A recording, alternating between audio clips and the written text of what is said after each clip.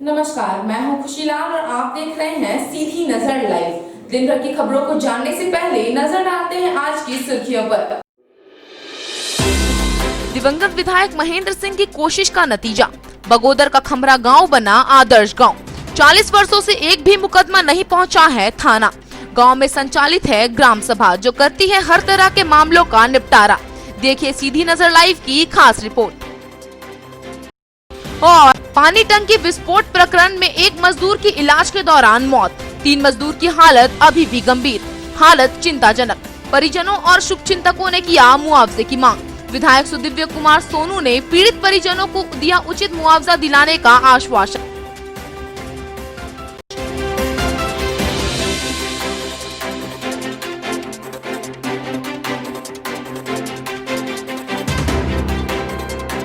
अब खबरें विस्तार से। गिरिडीह में स्थित है खंबरा गांव। बगोदर प्रखंड में स्थित इस गांव के लोग पिछले 40 वर्षों से थाना नहीं गए हैं। यहाँ के हर छोटे बड़े मामलों का निपटारा गांव में संचालित ग्राम सभा करती है। यह व्यवस्था 1980 से यहाँ कायम है और यह देन है इस गांव के रहने वाले दिवंगत विधायक महेंद्र सिंह का। महेंद्र सिंह तो नहीं रहे, लेकिन आज भी उनकी दी व्यवस्था यहाँ कायम है और हर तरह के मामले का निपटारा गांव की सभा ही करती है। भाकपा माले विधायक महेंद्र सिंह नहीं रहे। 16 जनवरी 2005 को उनकी हत्या कर दी गई थी। महेंद्र सिंह तो नहीं रहे, लेकिन उन्होंने अपने गांव खंबारा में ग्राम सभा का गठन किया था, जिसका उपयोग यहां के ग्रामीण आज भी करते हैं। ग्राम सभा गांव के हर छोटे बड़े मामलों का निपटारा बैठक के माध्यम से करते हैं। सभा में 35 सदस्य हैं, जो किसी भी मामले पर पहले बैठक करते हैं और यहीं पर फैसला सुनाया जाता है।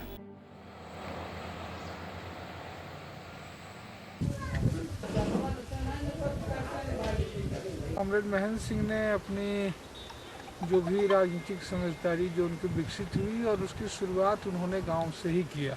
ग्रामीण इलाकों में छोटे छोटे परिवार होते थे और आपसी झगड़ों से, आपसी लड़ाइयों की वजह से सबसे ग्रामीण इलाकों में ज़्यादा परेशानी होती थी। तो पहला काम उन्होंने किया, ग्राम सभा खंबरा के माध्यम से वो टोटल आपस के विवादों को ग्राम सभा के माध्यम से निपटाया जाए। गांव के कोई मसले जो है थाने कोर्ट कचहरी तक न जाए, और उससे ग्राम सभा खंबरा की मिसाल बनी। और यही प्रयोग फिर धीरे धीरे आकर्षित होकर के आसपास के गांव में ग्राम सभा का प्रयोग उनका समय। वैसे 40 वर्ष पहले इस गांव की कहानी दूसरे गांव की तरह ही थी। यहाँ भी छोटी छोटी बातों पर झगड़ा, बात बात पर थाना कचहरी होना आम बात थी। झगड़ा होता और मुकदमा होता तो गरीब जनता महाजनों के चंगुल में फंस जाती। महाजनों के कारण लोगों का जीना बेहाल था। तब जाकर 1980 में महेंद्र सिंह ने महाजनों के खिलाफ आवाज बुलंद की और लोगों को एकजुट करने में जुट गए। गांव के सभी जाति के लोगों को मिलाकर ग्राम सभा का गठन किया गया। ग्राम सभा बनी तो लोगों को एकता का पाठ पढ़ाया जाने लगा। लोगों में जागरूकता आने लगी और गांव का मामला गांव में ही निपटाया जाने लगा। महेंद्र सिंह जब बगोदर के विधायक बने तो इस ग्राम सभा को और भी मजबूत किया। आप कहते हैं कि मेरा है तो आपको उसके लिए दिखाना होगा कागज। हम लोगों की जो अपने होश अपने जो है उससे तो पहुंचा ही नहीं है। पिछले 30-35 सालों से तो गांव से कोई भी एक भी मुकदमा नहीं। और सिर्फ यही नहीं, खंबरा गांव ने उससे प्रभावित होकर के उससे बगल का गांव बनपुरा देखें, उससे बगल का गांव पड़रिया देखें, तो उन सब गांव में भी धीरे धीरे इस तरह की प्रवृत्ति फैली। और उन 2 गांव से भी जो है कोई केस मुकदमे इस तरह के मामले जो आपस के जो होते हैं वो ज़्यादातर खुद ब खुद जो है गांव में ही जो वो सॉल्व होते हैं। आदर्श गांव खंबरा यूं ही आदर्श नहीं बन गया। आदर्श बनाने में गांव के लोगों का भी महत्वपूर्ण भूमिका है। यहाँ जल, जंगल, जमीन को काफी महत्व दिया गया है। पर्यावरण बचाव को लेकर विशेष अभियान चलाया गया। आज 300 एकड़ में सखुआ का पेड़ लगा हुआ है। किसी को भी जलावन के लिए लकड़ी काटने की इजाजत नहीं है। वहीं खेतों की सिंचाई को लेकर तालाब व डैम बनाए गए हैं। ग्राम पंचायत के लोग मछली पालन करते हैं। कि गांव में जब हम लोग आज देखते होंगे पूरे झारखंड में एक तरफ जंगल, जहां तक जंगल पूरा मतलब कहिए कि जहां जंगल पूरा कटिंग हो गया है वो अब मेरा एक प्रखंड में एक अनोखा गांव खमरा है, जहां आज 300 एकड़ में आपको सखुआ का पेड़ मिलेंगे। महेंद्र सिंह ने गांव में एक समाज के जरिए यहाँ फॉरेस्टर रेंजर पर प्रतिबंध किए, क्योंकि वो आते थे और वो फॉरेस्टर रेंजर लकड़ी काट के बेचवाते थे। लेकिन गांव समाज के द्वारा हम लोग के यहाँ बैठ करके और एक नीति निर्धारण किया गया कि गांव में अगर किसी को जरूरत है तो उसको 5 लकड़ी 2 लकड़ी वो गांव समाज तय करके उनको देते हैं। तो आज देखिए पूरा जंगल सुरक्षित है। इधर सरिया अनुमंडल के एसडीपीओ भी इस व्यवस्था को बेहतर बताते हैं। इनका कहना है कि इस गांव में जो व्यवस्था लागू है उसका अनुसरण दूसरे गांव को भी करना चाहिए। खमरा गांव है जहाँ स्वर्गीय महेंद्र सिंह का गांव है और कहा जाता है कि आज़ादी के बाद से वहाँ तक कोई कांड दर्ज नहीं हुआ है। मैं यहाँ करीब 2.5 वर्षों से हूँ और मेरे कार्यकाल में भी खमरा गांव से कोई कांड दर्ज हुआ हो ऐसी सूचना नहीं मिली है। और लोगों का कहना है कि जो भी छोटी मोटी समस्याएं गांव में होती हैं उसको गांव में बैठ करके ग्रामीणों के द्वारा सुलझा लिया जाता है। जबकि ये बगोदर अनुमंडल क्षेत्र में भूमि विवाद जैसी समस्याएं काफ़ी अधिक है और आए दिन भूमि विवाद को लेकर के आपसी लोगों में झड़प या लड़ाई झगड़ा मारपीट की घटनाएं होती रहती हैं और थानों में केस भी दर्ज होती है। लेकिन इस तरह का विवाद समस्या खमरा गांव से मेरे कार्यकाल के दौरान नहीं आया है और इसका प्रभाव अन्य गाँव के क्षेत्र में बड़ा कम है। लेकिन ऐसा मानना है कि सभी लोग यदि छोटी छोटी समस्याओं को अगर अपने गांव में या पंचायत स्तर पर सुलझा लेते हैं आपसी सहमति बना करके, तो बहुत सारी थानों की परेशानी या न्यायालय पे जो बोझ है वो कम हो सकता है। लेकिन जो संज्ञेय अपराध बहरहाल यह गांव वैसे लोगों के लिए सबक है जो बात बात पर लड़ते हैं और हर बात पर मुकदमा करने थाना पहुंच जाते हैं। 16 जनवरी को महेंद्र सिंह के गुजरे हुए 13 वर्ष हो जाएगा, लेकिन उनके द्वारा दी गई यह ग्राम सभा की ताकत यहाँ के लोगों को हमेशा उत्प्रेरित करती रहती है। यह ग्राम सभा की ताकत यहाँ के लोगों को हमेशा उत्प्रेरित करती रहेगी। सरिया से सीधी नजर लाइव के लिए मोहम्मद आसिफ की रिपोर्ट। आप कहते हैं बर्ड फ्लू के बढ़ते संक्रमण के खतरे को देखते हुए जिला प्रशासन गंभीर हो गया है। बुधवार को समाहरणालय के सभागार में जिला टास्क फोर्स समिति की बैठक आयोजित की गई। बैठक में स्वास्थ्य विभाग के अलावे पशुपालन विभाग के अधिकारी मौजूद थे। बैठक में बर्ड फ्लू वायरस के नियंत्रण व बचाव की कार्य योजना तैयार करने के निर्देश दिए गए। गिरिडीह जिले में अभी तक ना तो किसी भी पक्षी की असामान्य मौत का मामला सामने आया है, न बर्ड फ्लू के संक्रमण के खतरे जैसी कोई हालत है। इस खतरे को लेकर प्रशासन गंभीर जरूर हो गया है। बुधवार को कलेक्ट्रेट के सभा कक्ष में जिला टास्क फोर्स समिति की बैठक में बर्ड फ्लू वायरस के नियंत्रण व बचाव की कार्य योजना तैयार करने का निर्देश दिए गए हैं। अभी तक प्रदेश के कई जिलों में पक्षियों की असामान्य मौत होने व बर्ड फ्लू का खतरा बढ़ने जैसे हालातों को देखते हुए जिला प्रशासन ने जिला स्तरीय कंट्रोल रूम बना दिया है। आमजन को किसी भी पक्षी की असामान्य मृत्यु होने या बर्ड फ्लू से संबंधित किसी भी तरह की सूचना देने के लिए स्वास्थ्य विभाग या पशुपालन विभाग को सूचित करने का आग्रह किया गया है। कोरोना गाइडलाइन का पूरी तरह से पालन करने व सैनिटाइजेशन पर विशेष ध्यान देने पर जोर दिया गया है। हालांकि अभी जिले में मुर्गे या अन्य तरह के मांस विक्रय पर कोई रोक नहीं लगाई गई है। जिला टास्क फोर्स समिति की बैठक को संबोधित करते हुए डीसी राहुल कुमार सिन्हा ने कहा कि समाज व व्यक्ति के जीवन की सुरक्षा अहम है। इसके लिए जरूरी है कि बर्ड फ्लू की रोकथाम व नियंत्रण के तरीकों का प्रभावी ढंग से पालन किया जाए। उन्होंने कहा कि हालांकि जिले में अभी बर्ड फ्लू संक्रमण की स्थिति नहीं है, फिर भी किसी इमरजेंसी से निपटने की पूरी तैयारी करना जरूरी है।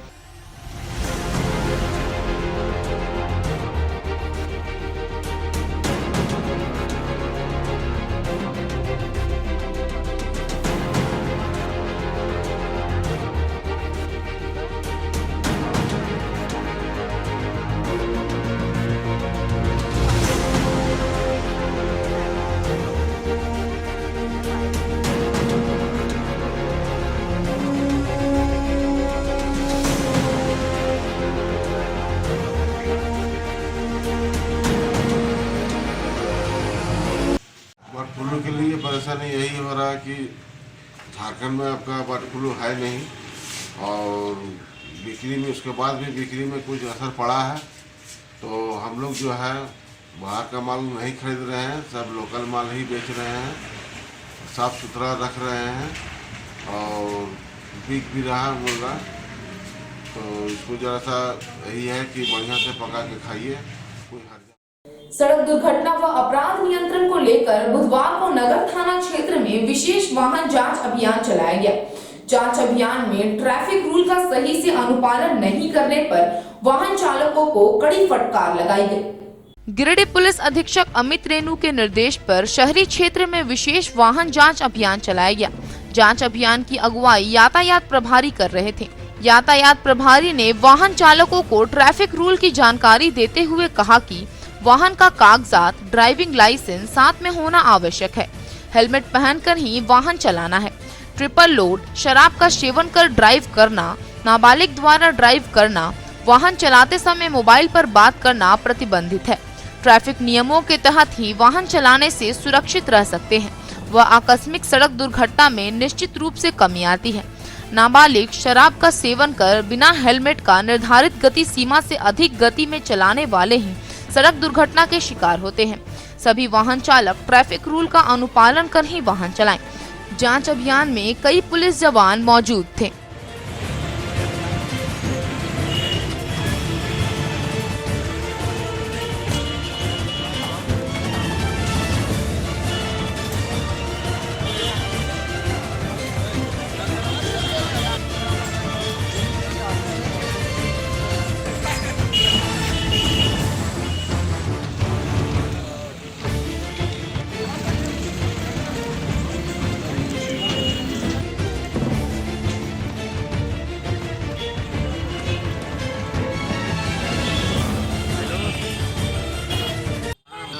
दोपहिया वाहन का चेकिंग किया जा रहा है नटवर चौक में। यहाँ यातायात नियम का अनुपालन जो नहीं कर रहे हैं, वैसे लोगों को यातायात का नियम का अनुपालन कराने के लिए, विशेषकर जो हेलमेट नहीं पहने हैं, मास्क नहीं पहने हुए हैं, ट्रिपल राइडिंग चल रहे हैं, जिनके पास रजिस्ट्रेशन का पेपर नहीं है, वैसे लोगों को रोका जा रहा है और उनसे फाइन के स्वरूप में, दंड स्वरूप में शुल्क लिया जा रहा है। शहर के अर्गा घाट स्थित पानी टंकी बनाने की फैक्ट्री में विस्फोट मामले में घायल 4 कर्मियों में से एक कर्मी की इलाज के दौरान बोकारो BGH हॉस्पिटल में मौत हो गई। हादसे में अभी भी 3 मजदूर जिंदगी और मौत में जूझ रहे हैं। घटना के बाद से ही लोगों में आक्रोश है और लोग परिजनों के लिए उचित मुआवजा की मांग भी कर रहे हैं। शहर के अर्गा घाट में पानी की टंकी बनाने वाली फैक्ट्री में बीते 7 जनवरी को हुए ब्लास्ट में घायल 4 कर्मियों में से एक कर्मी की मौत हो गई है। मृतक मुफस्सिल थाना इलाके के महेशलुंडी निवासी है। मृतक गुड्डू ठाकुर उर्फ कौशल ठाकुर की उम्र 22 है। पिता का नाम सुरेश हजाम था। गुड्डू की मौत बुधवार की सुबह हुई, जिससे महेशलुंडी में मातम का माहौल है।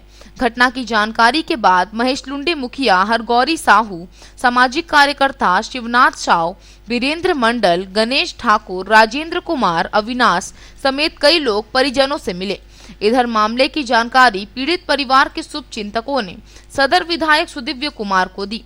लोगों ने परिजनों को उचित मुआवजा देने की मांग की। वहीं विधायक ने भी पूरा सहयोग का भरोसा दिया है। बताया जाता है कि 7 जनवरी की शाम को पानी की टंकी बनाने की फैक्ट्री में जोरदार धमाका हुआ था।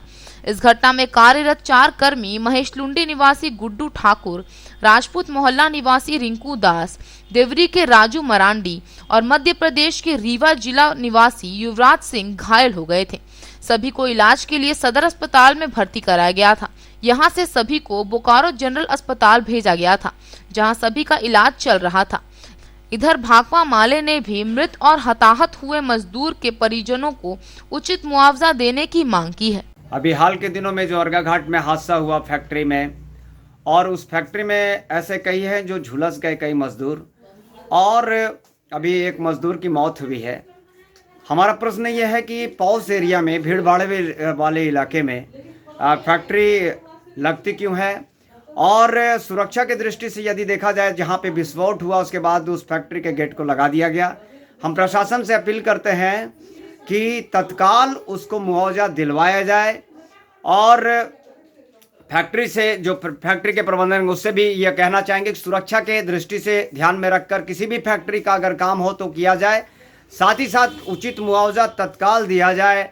अगर ऐसा नहीं होता है तो भाकपा माले बाध्य होगा आंदोलन करने को। पिछले दिनों गिरिडीह अर्गा घाट रोड स्थित जिस प्लास्टिक टंकी निर्माण फैक्ट्री में जो दुर्घटना हुई थी उसमें कई मजदूर घायल थे, उनका इलाज चल रहा था बोकारो में। अभी खबर मिली है कि उसके एक मजदूर की मौत हो गई है और अब इस मामले में हम फैक्ट्री मालिक से मांग करते हैं कि उस मजदूर के परिजनों को जो भी नियम सम्मत विधि सम्मत जो भी उसका मुआवजा बनता है वो उसको भुगतान किया जाए। अगर ये मुआवजा का भुगतान नहीं हुआ तो हमारी पार्टी भाकपा माले इसको लेकर जोरदार आंदोलन करेगी। एंटी करप्शन को लेकर डुमरी और निमिया घाट पुलिस ने विशेष वाहन जांच अभियान चलाया। इस दौरान यातायात नियमों को तोड़ने वाले कई वाहन का चालान काटा गया। डुमरी पुलिस व निमिया घाट पुलिस ने बुधवार को जगह जगह वाहन चेकिंग अभियान चलाया। इस दौरान निमिया घाट थाना क्षेत्र के खाकी कला में एसआई अशोक शर्मा ने वाहन चेकिंग अभियान का नेतृत्व करते हुए लगभग दर्जनों 2 पहिया वाहन एवं 4 पहिया वाहनों के कागजात, हेलमेट, सीट बेल्ट का जांच किया। वहीं निमिया घाट थाना के समीप एएसआई कुशल पूर्ति ने वाहन चेकिंग अभियान का नेतृत्व किया, जबकि डुमरी थाना के समीप थाना प्रभारी राजू मुंडा एसआई गोपाल महतो के नेतृत्व में वाहन चेकिंग अभियान चलाया। सभी जगहों पर गाड़ी के कागजातों, हेलमेट, सीट बेल्ट, ओवरलोडिंग की जांच की गई। हालांकि जांच के बाद पकड़े गए कई वाहनों का चालान भी काटा गया, जबकि कुछ वाहनों के चालकों को उठक बैठक कराते हुए छोड़ा गया। फिलहाल पुलिस के द्वारा इस तरह जांच अभियान चलाए जाने से वाहन मालिकों में हड़कंप मच गया है।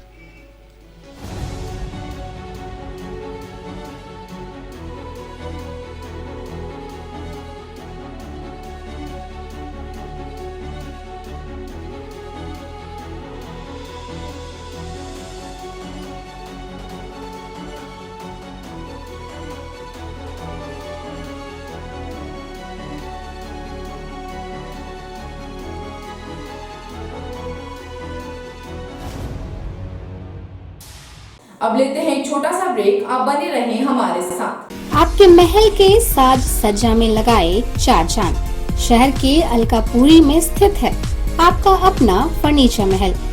जी हाँ, हमारे यहाँ ब्रांड में Elder, Bliss, Dice office system, Century mattress, Kurnool mattress, Pushpa steel अलमारी उपलब्ध है। इसके साथ ही कुशल कारीगरों द्वारा फुल सागवान का सोफा, डाइनिंग सेट, बेड, दीवान इत्यादि भी उपलब्ध है। वहीं आपके घर के इंटीरियर डिजाइन के लिए बंगाल एवं अन्य जगहों के बड़े कारीगर भी मौजूद हैं, जो कि bedroom, dining hall, modular kitchen, modular office, fall ceiling, wallpaper, POP का काम करेंगे शानदार।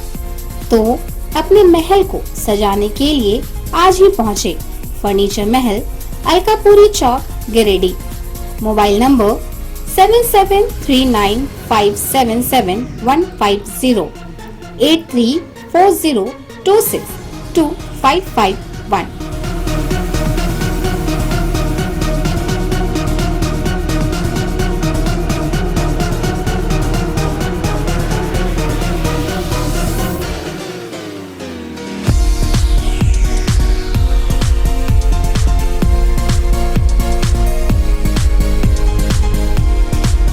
ब्रेक के बाद आप सभी दर्शकों का एक बार फिर से स्वागत है। गांवा के बादेवी पंचायत में भाकपा माले का प्रखंड स्तरीय ग्राम सभा का आयोजन हुआ।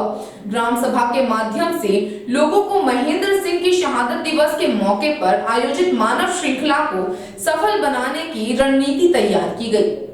गांवा प्रखंड के बादेवी पंचायत में भाकपा माले का प्रखंड स्तरीय ग्राम सभा का आयोजन हुआ।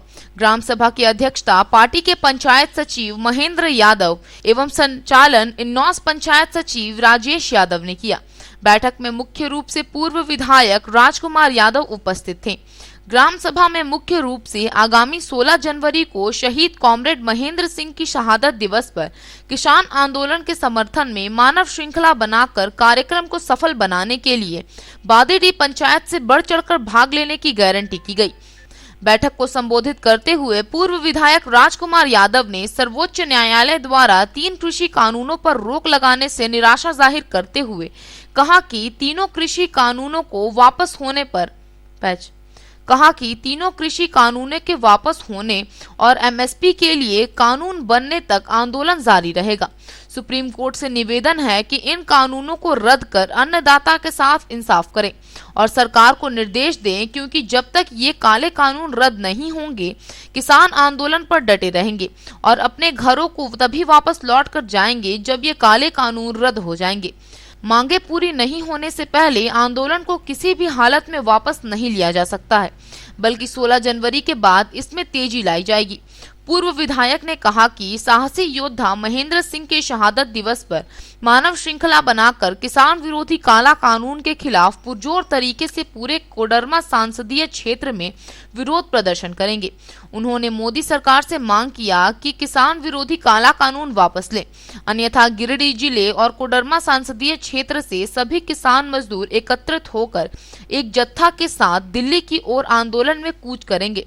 मौके पर जिला कमेटी सदस्य शकलदेव यादव, इन्नौस राष्ट्रीय परिषद सदस्य अशोक मिस्त्री, महेंद्र यादव, मनोज सिंह, सुखदेव यादव, विनोद मिस्त्री, उपेंद्र यादव, राजकुमार यादव, विनय कुमार, भूषण यादव, उपेंद्र कुमार, भोला यादव, पिंटू कुमार, परमेश्वर सिंह, पंकज कुमार समेत सैकड़ों कार्यकर्ता मौजूद थे। लाखों किसान इस लड़ाई के साथ खड़े हैं जब तक ये तीनों कृषि काला बिल वापस नहीं लेगा। साथियों, आप जानते हैं कि मोदी सरकार जब से सरकार में आई है तब तक देश जो है सो तबाह की ओर बढ़ रहा है। आप देख रहे हैं किस तरह से महंगाई बढ़ गई है, किस तरह से मंदी छा गया बाजारों में, किस तरह से नोटबंदी और जीएसटी के बाद लोग बेरोजगार हो गए हैं, किस तरह से कोरोना के बाद लाखों प्रवासी मजदूरों को काम नहीं मिल रहा है और मोदी सरकार ने 20 लाख रुपया का पैकेज, 20 लाख करोड़ का पैकेज का जो घोषणा किया था वो आज तक लागू नहीं हुआ है। वो पैसा कहाँ गया? इसलिए मोदी सरकार सबसे झूठ बोलने वाली, सबसे गद्दार सरकार है और जनता के साथ विश्वासघात करने वाली सरकार है। आज जो है सो उसको भी बंद करा दिया गया। यही अन्नपूर्णा देवी कह रही थी कि हम संसद बन जाएंगे, दिल्ली में हम इसका कानून पास कराएंगे, कोई ढिबरा का गाड़ी नहीं पकड़ेगा। लेकिन आज ये अन्नपूर्णा देवी सांसद, अरे बाबूलाल मरांडी कहाँ है? इसको जवाब देना होगा और तमाम ढिबरा मजदूरों को, तमाम गरीबों को एकजुट होकर के 16 जनवरी को गाँवों में ये ताकत दिखा देना है कि कोई भी जोर जबरदस्ती और जुल्म का और अत्याचार का राज इस प्रखंड में नहीं चलेगा। इंकलाब प्रखंड के विभिन्न गांवों के लोग इन दिनों जंगली हाथी के उत्पात से दहशत में हैं। हाथी ने पिछले एक सप्ताह के दौरान कई घरों को क्षतिग्रस्त कर कई एकड़ में लगी फसल को नुकसान पहुंचाया है। हाथी के आतंक से स्थानीय जनप्रतिनिधि ने वन विभाग के खिलाफ आक्रोश व्यक्त किया है। डुमरी प्रखंड के विभिन्न गांव टोला में इन दिनों एक जंगली हाथी के द्वारा लगातार उत्पात मचाया जा रहा है। जंगली हाथी ने बीते एक सप्ताह के दौरान कल्हाबाद पंचायत और चेगड़ो पंचायत में लगभग दर्जनों घरों को तोड़कर घर में रखे अनाज को हाथी ने चट कर गया है। वहीं लगभग दर्जन भर खेतों में लगे फसलों को भी बर्बाद कर दिया है। लेकिन अभी तक वन विभाग की ओर से हाथी को भगाने का प्रयास नहीं किया जा सका है। बुधवार को डुमरी अनुमंडल के सांसद प्रतिनिधि छक्कन महतो और प्रमुख यशोदा देवी ने वन विभाग के खिलाफ मोर्चा खोलते हुए कहा है कि अगर वन विभाग हाथी को भगाने में असफल रहती है तो वन विभाग के खिलाफ उग्र आंदोलन किया जाएगा। वहीं छक्कन महतो ने कहा कि लगातार हाथी के द्वारा घर, अनाज एवं फसलों का नुकसान किया जा रहा है, जिसके कारण गांव के लोग दहशत के साए में जीने को मजबूर हैं और उन्हें आए दिन कोई बड़ी घटना घटने की आशंका बनी रहती है। लेकिन वन विभाग इस पर अभी तक कोई ठोस पहल नहीं लिया है, जिसको लेकर श्री महतो एवं प्रमुख यशोदा देवी ने वन विभाग के खिलाफ आंदोलन करने की चेतावनी दी है। मौके पर प्रेमचंद्र महतो, राम प्रसाद महतो, पंकज कुमार, चुरामन महतो, दामोदर महतो, नकुल महतो, सुभाष महतो, शिवदयाल महतो आदि मौजूद थे। एक जंगली हाथी जो पागल है, विगत 1 महीना से इस क्षेत्र में उत्पात मचाए हुए है और इसके संबंध में वन विभाग के पदाधिकारियों को कई एक बार कहा गया है लेकिन वन विभाग के पदाधिकारी इसमें लापरवाही बरत रहे हैं, जिसके चलते आदिवासी क्षेत्र में रहने वाले लोगों के बीच दहशत फैला हुआ है। घर धंस दे रहा है, अनाज धंस दे रहा है और बहुत बड़े पैमाने पर नुकसान पहुंचा रहा है। इसके साथ साथ ही जो कमज़ोर दिल के आदमी है, जो हार्ट पेशेंट है, जो शुगर पेशेंट है, कभी बहुत बड़ा हादसा हो सकता है। इसलिए अगर इस पर पहल बढ़िया से नहीं किया वन के पदाधिकारी तो हम लोग सड़क पर उतरने का काम करेंगे। गांवा के धोबी टोला के ग्रामीण इन दिनों पेयजल समस्या से जूझ रहे हैं। पौष माह के आषाढ़ मौसम में भी ग्रामीण महिलाओं को कई किलोमीटर पैदल चलकर पानी लाना पड़ता था।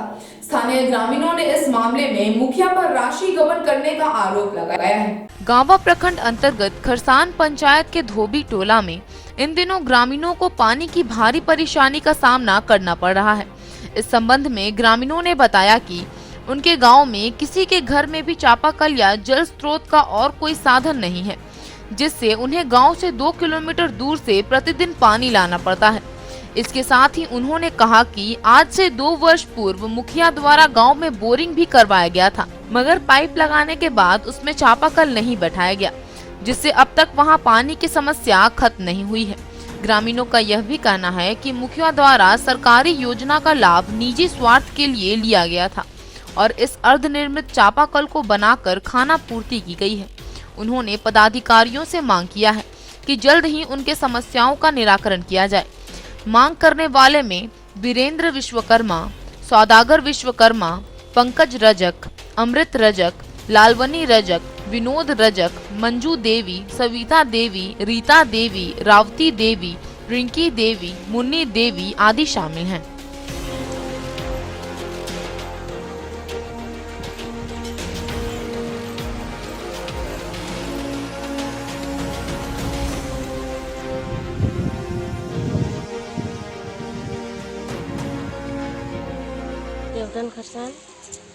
देवटन खरसान में मतलब लोहर टोली में एक चापाकल दिया है। वो चापाकल का मूड़ी नहीं लगा हुआ। हम लोग गंदा पानी नदी का पीते हैं। लोहर टोली मतलब है तो 20-25 हंडिया है, उसमें चापाकल जो दिया है। कितना दिन पहले चापाकल बना था? 3 साल हो गया। हम लोग तो कितना बार किए, लेकिन मुखिया आया चल गया घूम। कोई कार्रवाई नहीं किया? फिर कुछ नहीं करवा किया। पानी कहाँ से लाते हैं आप लोग? नदी से पानी लाते। कितने किलोमीटर दूर? हम लोग का चापाकल दिया था मुखिया जी। चापाकल में पानी पीने में दिक्कत हो रहा है कि मुंडी नहीं लगाया। करीब 2 साल बोरिंग पहले कर चुका था। पानी पीने में बहुत दिक्कत होता है कि 1 किलोमीटर नदी जाके पानी ला कर पीते हैं हम लोग। कंप्लेन किए थे, पंचायत सभी का कंप्लेन किए थे। कौन सा गाँव है ये? धोबी टोला है। हमारे गांव खरसान पंचायत का धोबी टोला है। यहाँ पर पानी का समस्या चापाकल दिया गया है, जो कि 2 साल पहले से ही गड़ा हुआ है और ये चापाकल अभी तक नहीं बना है। मुखिया जी से भी जाकर शिकायत किए, लेकिन मुखिया जी आकर के देख करके लौट कर चले गए। हम लोग पानी पीने का बहुत भारी समस्या है। एक नदी, छोटा सा नदी पड़ता है, उस नदी से गंदा पानी पी करके हम लोग करीब 1.5 किलोमीटर दूरी है। एक छोटा सा कुआं भी है, वही गंदा वर्षा का पानी उसमें भर जाता है और बड़ा बड़ा कीड़ा हो जाता है, जो कि हम लोग ऐसे सब बीमार हम लोग पड़ जाते। जाकर शिकायत किए, मुखिया जी आए, लेकिन देख करके चले गए। इस पर कोई कार्रवाई नहीं किया। चापाकल नया गड़ा गया था। मुंडी ही नहीं लगा इसमें? मुंडी नहीं लगाया। देवरी में मंडरो मंडल में भाजपा का 2 दिवसीय प्रशिक्षण का शुभारंभ कोडरमा सांसद अन्नपूर्णा देवी ने किया। मौके पर जमुआ विधायक समेत कई भाजपाइयों ने शिरकत किया। देवरी प्रखंड में भाजपा मंडरो मंडल का 2 दिवसीय प्रशिक्षण शिविर का उद्घाटन कोडरमा सांसद अन्नपूर्णा देवी ने किया। 2 दिन तक चलने वाली प्रशिक्षण में भाजपाइयों के द्वारा नए कार्यकर्ताओं को सांगठनिक दिशा निर्देश दिया गया। इस मौके पर भारतीय जनता पार्टी की विकास समेत अन्य योजनाओं के बारे में विस्तृत रूप से बताया गया। प्रशिक्षण शिविर में उपस्थित समाज सेवी पवन बिहारी ने कहा कि भाजपा एक बड़ी पार्टी है। दिन प्रतिदिन यहाँ नए लोग भी जुड़ते हैं, जिसे प्रशिक्षण के माध्यम से भाजपा के बारे में विस्तृत जानकारी दी जाएगी। जमुआ विधायक केदार हाजरा ने कहा कि भारतीय जनता पार्टी के द्वारा केंद्र से राज्य तक जो विकास का कार्य किया गया था, अभी राज्य में वह विकास थम गया है। वहीं कार्यक्रम में उपस्थित मुख्य अतिथि कोडरमा सांसद अन्नपूर्णा देवी ने केंद्र सरकार की लाभकारी योजनाओं के बारे में जानकारी देते हुए कहा कि भाजपा सरकार में बिचौलिया तंत्र को समाप्त किया गया है। उज्ज्वला योजना हो या सब्सिडी हो, सभी के खाते में डायरेक्ट पैसे भेजे जा रहे हैं।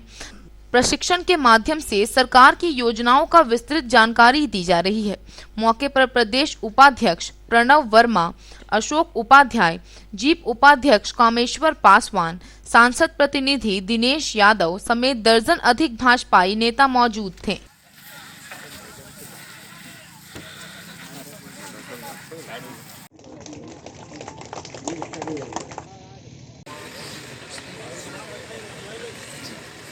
अपने दीप बनारस प्रताप सिंह जी, बालेश्वर राय जी, वीरेंद्र तिवारी जी, रतन तिवारी जी, हिरोडी के मंडल अध्यक्ष प्रदीप सिंह जी।